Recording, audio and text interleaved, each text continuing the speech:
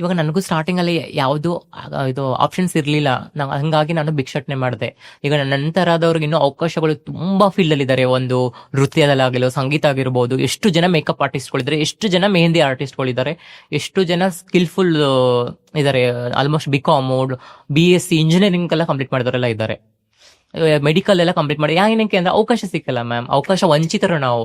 ಹೌದು. ಅವಕಾಶ ಚಿಕ್ಕವನ್ನು ನಮ್ಗೆ ಕೊಟ್ರೆ ನಾವು ಮುಂದೆ ಬರಕ್ಕೆ ನಾನೇ ಒಬ್ಳೆ ಉದಾಹರಣೆ ಮ್ಯಾಮ್ ಇಡೀ ಸಮುದಾಯಕ್ಕೆ. Yes.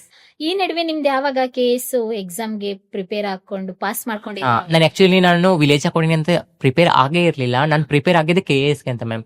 ಆಕ್ಚುಲಿ ನಾನು ಸರ್ಕಾರಿ ಉದ್ಯೋಗ ಹಿಡಿಬೇಕಂದ್ರೆ KS ಆಗ್ಲೇಬೇಕಂತಾನೆ ನಾನು ಫಸ್ಟ್ ರೆಡಿ ಆಗಿದ್ದು. ನಾನು ವಿಲೇಜ್ ಅಕೌಂಟೆಂಟ್ ಆಗ್ಬೇಕಂತೇನು ಇರ್ಲಿಲ್ಲ ಮ್ಯಾಮ್. ನಂಗೆ ಅದೊಂದು ಅನಿವಾರ್ಯವಿತ್ತು. ನಾನು ಜಾಬ್ ಮಾಡಬೇಕು, ನನ್ನ ಕಾಲಲ್ಲಿ ನಿಂತ್ಕೋಬೇಕು, ಎಕನಾಮಿಕಲ್ ಆಗಿ ಇಂಡಿಪೆಂಡೆಂಟ್ ಆಗಿರ್ಬೇಕು, ಸಮಾಜದಲ್ಲಿ ಒಂದು ನನಗೆ ಚೇಂಜಸ್ ಬೇಕಿತ್ತು. ನನ್ನ ಇವಳೊಬ್ಳು ಮಂಗಳಮುಖಿ, 9 ಚಕ್ಕ, ಜೋಗಪ್ಪ ಅಂತೆಲ್ಲ ಹೇಳ್ತಾರೆ, ಅದೆಲ್ಲ ಹೇಳ್ಬಾರಿತ್ತು ನನಗೆ. ಶ್ರಾವ್ಯ ಯಾರು, ಶ್ರಾವ್ಯ ಟ್ರಾನ್ಸ್ಫಾರ್ಮ್ ಶ್ರಾವ್ಯ ಅಂತ ಒಂದು ಐಡೆಂಟಿಟಿ ಬೇಕಿತ್ತು ನನಗೆ. ಅದಕ್ಕೋಸ್ಕರ ನಾನು KS ಆಗ್ಬೇಕು ಅಂತ ನನ್ನ ಹಠ ಇತ್ತು ಮ್ಯಾಮ್.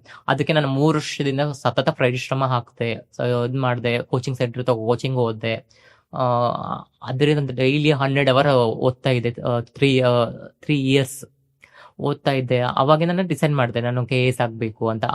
ಆವಾಗ ಹೋಗಿ 2000 ಮೊನ್ನೆ 24 ಅಲ್ಲಿ ಕಾಲ್ ಫಾರ್ಮ್ ಇದ್ದು ನಂಗೆ ತುಂಬಾ ಖುಷಿ ಆಯ್ತು. ಇದೊಂದು ಒಳ್ಳೆ ಅವಕಾಶ.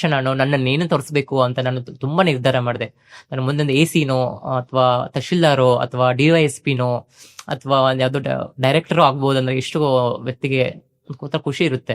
ಅದಕ್ಕೆ ಮತ್ತೆ ಕರೆದ್ಮೇಲೆ ಫುಲ್ಲು 12 ಅವರ್ ಡೈಲಿ ಡ್ಯೂಟಿ ಮಾಡುವಾಗ್ಲೂ ಅಷ್ಟೇ. ಬೆಳಗ್ಗೆ ಸಂಜೆ ಡೈಲಿ ಕನ್ಸಿಸ್ಟೆನ್ಸಿ ಬಿಡ್ಲಿಲ್ಲ ಮ್ಯಾಮ್. ನಾನು ಮುಂಚೆ ನಂಗೆ ಸ್ವಲ್ಪ ಗೊತ್ತಾಯ್ತು ಹೆಂಗೆ ಓದೋದು ಅಂತ. ಕನ್ಸಿಸ್ಟೆನ್ಸಿ ಡೈಲಿ ಎಫರ್ಟ್ ಮಾಡ್ತಿದ್ದೆ.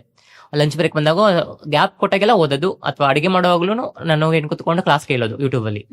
ಬರೀ ಅದನ್ನ ಮಾತ್ರ ಮಾಡೋದು. ಬೇರೆ ನಮ್ಗೆ ಗುರಿ ಫಸ್ಟ್ ಸ್ಪಷ್ಟವಾಗಿರ್ಬೇಕು, ನಾವ್ ಏನ್ ಮಾಡ್ತಿದೀವಿ, ಏನಕ್ಕೆ ಮಾಡ್ತಾ ಇದೀವಿ ಅಂತ. ನನ್ನ ಗುರಿ ಏನಿತ್ತು KS ಎಕ್ಸಾಮ್ ಕ್ಲಿಯರ್ ಮಾಡ್ಬೇಕು ಅಂತ. ಹಂಗೆ 12 ಅವರ್ ಓದಿ ನಾನು ಎಕ್ಸಾಮ್ ಬರ್ದೆ. ಯಾವ ಆಪ್ಷನ್ ಅಲ್ಲಿ ತಗೊಂಡ್ರಿ ಮ್ಯಾಮ್? ಅದೇ ಆಪ್ಷನ್ಸ್ ಅಂದ್ರೆ ಕರ್ನಾಟಕ ಸ್ಟೇಟ್ ಗೌರ್ಮೆಂಟ್ ಆಪ್ಷನ್ಸ್ ಇಲ್ಲ, ಫಿಕ್ಸ್ಡ್ ಸಬ್ಜೆಕ್ಟ್ ಇದ್ದಾರೆ. UPSC ಅಲ್ಲಿ ಆಪ್ಷನ್ ಕೊಟ್ಟಿದ್ದಾರೆ, ನಮ್ಮಲ್ಲಿ ಆಪ್ಷನ್ಸ್ ಇಲ್ಲ ಮ್ಯಾಮ್. ಆಪ್ಷನ್ಸ್ ಇಲ್ಲ. ಅದರಲ್ಲಿ ಫಸ್ಟ್ ಮಾಮೂಲಿ ಪ್ರಿಲಿಮ್ಸ್ಗೆ ನಾರ್ಮಲ್ ಆಗಿ ಸಬ್ಜೆಕ್ಟ್ಸ್ ಇರ್ತವೆ. ಹ್ಯುಮ್ಯಾನಿಟಿ ಸಬ್ಜೆಕ್ಟ್, ಇನ್ನೊಂದು ಎರಡು ಪೇಪರ್ 1 ಪೇಪರ್ 2 ಅಂತ ಇರುತ್ತೆ. ಅದು ಕ್ಲಿಯರ್ ಆಗಿ ನಂದು ಕ್ಲಿಯರ್ ಆಯ್ತು. ಎಕ್ಸಾಮ್ ಬರ್ದೆ, ತುಂಬಾ ಖುಷಿ ಆಯ್ತು. ರಿಜಿಸ್ಟರ್ ನಂಬರ್ ನೋಡಿದ್ಮೇಲೆ ನನಗಂತೂ ಏನು ಎಕ್ಸಾಮ್ ಕ್ಲಿಯರ್ ಮಾಡಿ ಎಕ್ಸಾಮ್ ಜಾಬ್ ಓದಷ್ಟು ಖುಷಿ ಆಯ್ತು ನಂಗೆ ಮ್ಯಾಮ್. ಪಾಸ್ ಆಯ್ತು, ಕ್ಲಿಯರ್ ಆಯ್ತು. ನಾನು ನಿಮ್ಮ ಅಜ್ಜಿ ಕೇಳ್ದೆ, ನಮ್ಮ ಅಜ್ಜಿ ತುಂಬಾ ಖುಷಿ ಪಟ್ರು. ನಿಂದ ದೊಡ್ಡ ಎಕ್ಸಾಮ್ ಕ್ಲಿಯರ್ ಆಗಿದೆ ಅಂತ. ಅವ್ರಿಗೆ ಗೊತ್ತಾಗಲ್ಲ KS ಅಂದ್ರೆ ಏನಂದ್ರೆ ಗೊತ್ತೇ ಇಲ್ಲ ಪಾಪ. ಅವರು ಅನ್ಎಜುಕೇಟೆಡ್ ಅಲ್ಲ ಮ್ಯಾಮ್. ತುಂಬಾ ಖುಷಿ ಪಟ್ರು. ಆಮೇಲೆ ನಮ್ದು ಇವರೆಲ್ಲ ಬಿಟ್ಕೊಳ್ಳೋದು,